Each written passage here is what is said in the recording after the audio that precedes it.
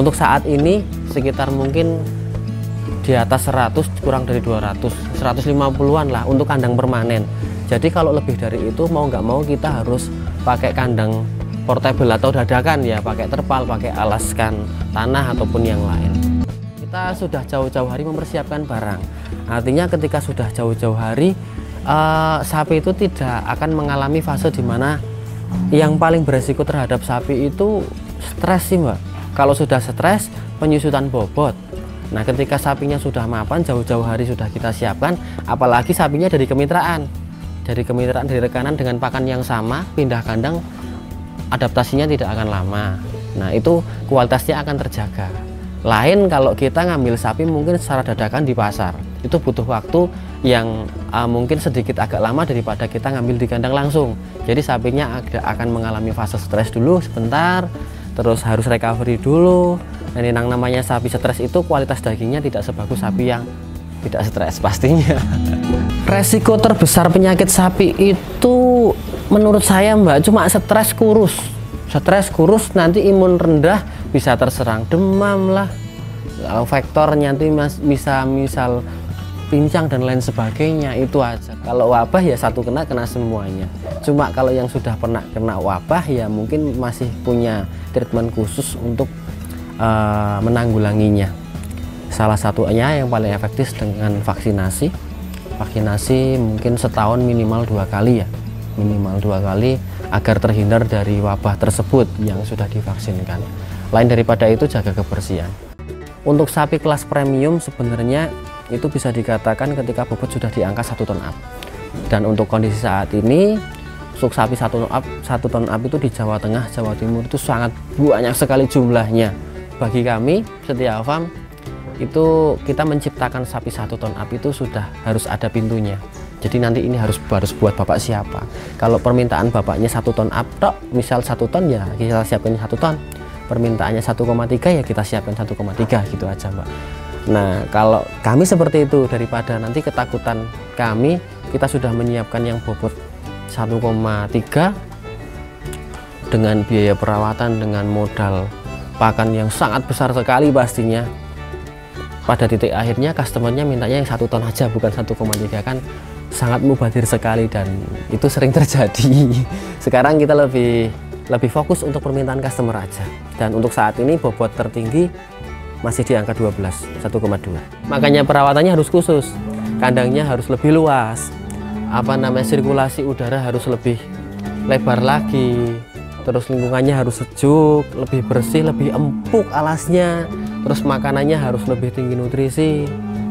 Pokoknya harus lebih semuanya. Makanya kos pengeluaran sapi itu luar biasa. Kalau kita tidak jeli, mohon maaf nih teman-teman semua, ya mubazir, bukan berarti rugi ya, karena kita sudah dikasih bahagia. Jadi kalau saya ngomong rugi itu salah, tapi mubazir, artinya mubazir itu banyak yang tidak termanfaatkan secara khusus. Pakan sapi itu sama sih Mbak, sama peternakan yang lain, fitrahnya pakai rumput segar. Kita juga sama pakai tepung jagung, pakai rumput segar, cuma kita kemas dalam bentuk silase fermentasi agar sapi lebih lebih bersih, makanya lebih rapi dan kotorannya lebih wangi gitu ya. Jadi kalau kemarin kita masih pakai metode yang alami, sekarang sudah kita bentuk complete feed, pakai pakan kering, kita bentuk fermentasi singkat biar sapinya makannya tidak terlalu banyak tapi kenyang, dan kotoran yang dihasilkan keluar tidak bau, baunya bau fermentasi tape gitu. Memang tidak bisa dipisahkan antara bisnis dengan marketing ya. Jadi kita punya bisnis yang kuat, marketingnya lemah ya mungkin tidak akan maksimal, dan sebaliknya bisnis kita, produk kita biasa aja, banyak marketing ya juga tidak akan kuat. Artinya semua harus balance, seimbang. Tetapi peran terpentingnya adalah bagaimana kita punya produk, masyarakat, customer bisa tahu gitu aja. Tidak usah terlalu berlebihan menayangkan produk kita. Kalau memang customer sudah tahu bahwa kualitas kita bagus, pasti kita akan dicari gitu aja sih. Kalau kita mau menjual sapi ya kita harus tahu dulu segmen pasarnya, kita mau jual kemana, targetnya siapa, budget berapa, jenisnya apa.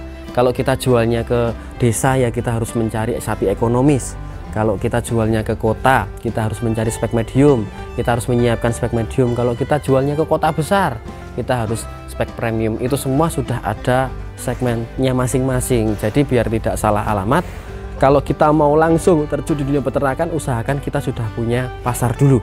Jadi lebih enak. Kita nggak punya sapi pun kita bisa jual sapi. Loh, kok bisa? Kita beli di pasar, kita langsung kirim. Nah, tapi kalau kita membuat peternakan tanpa tujuan, ya mungkin semua orang bisa, tetapi mungkin menurut saya kurang bagus lah, karena mubazir waktu, mubazir tenaga, dan mubazir materi juga, karena modal sapi itu besar banget teman-teman semua. Jadi semua sapi yang ada di sini alhamdulillah sudah terbooking. Dari bookingan tersebut kita bisa memutarkan uang kembali, dengan catatan kita harus bertanggung jawab juga. Misal dari 10 ekor sapi terbooking 10 ekor terbooking semuanya DP 50%, 50% itu bisa muter lagi. Ya sepandai-pandainya kita mencari celah. Jadi kalau harus bermodal semuanya 200 ekor, kalau dikali standar harga sapi misal untuk kelas medium 30 juta udah banyak banget, dan pasti kita nanti akan terlalu memikirkan resiko. Jadi lebih baik kita memikirkan pasar dulu, mau jual kemana. Kalau sudah dapat pasar, sudah dapat konsumen, semuanya akan enak. Di kandang Setia Farm sendiri itu kebutuhan sapi kurban sebenarnya untuk spek ekonomis itu alhamdulillah sangat banyak sekali. Akan tetapi mengingat kandangnya populasi kita itu sebenarnya cuma sekitar, untuk saat ini sekitar mungkin di atas 100, kurang dari 200, 150-an lah untuk kandang permanen. Jadi kalau lebih dari itu mau nggak mau kita harus pakai kandang portable atau dadakan, ya pakai terpal, pakai alaskan tanah ataupun yang lain. Dan kita membangun relasi untuk sapi-sapi kelas medium sampai premium itu di hari-hari di luar kurban. Artinya pasca kurban kita selalu membeli bakalan-bakalan bibit-bibit yang unggulan, di mana bibit itu kita targetkan sebisa mungkin nanti bobotnya di atas 800 kilo. Mungkin dari 10 bibit yang bisa tembus di atas 1 ton mungkin 3, yang 7 nanti misal tembusnya di angka 800 atau 900. Nah, sapi-sapi itu masuk ke teman, masuk ke relasi kami. Nah, ketika momentum kurban, sapi-sapi itu akan kita beli lagi. Jadi kita alhamdulillah tidak kesusahan untuk mencari barang, karena partnernya alhamdulillah cukup banyak. Jadi untuk kebutuhan kurban kita sudah siapkan jauh-jauh hari untuk kelas medium hingga premium. Tapi lain cerita untuk ekonomis. Kalau ekonomis kita harus beri dadakan, karena memang populasinya adanya di Bali atau di Madura. Nah, itu menurut saya kualitas terbaik sapi ekonomis ya ada di 2 ekor itu, sapi Bali, Madura, ataupun sapi NTT, NTB itu samalah jenisnya, mungkin sapi lokal sana. Karena di usia yang dewasa bobotnya ekonomis atau sekitar 3 atau 400 kiloan. Jadi budget anggaran DKM itu masih masuk. Untuk teman-teman semuanya yang akan memulai di peternakan sapi, mungkin sebelumnya harus merenung dulu ya. Dalam artian merenung, kita harus membuat peta konsep. Kita itu mau apa? Mau jadi peternak kah? Mau jualan sapi kah? Mau belajar peternakan kah?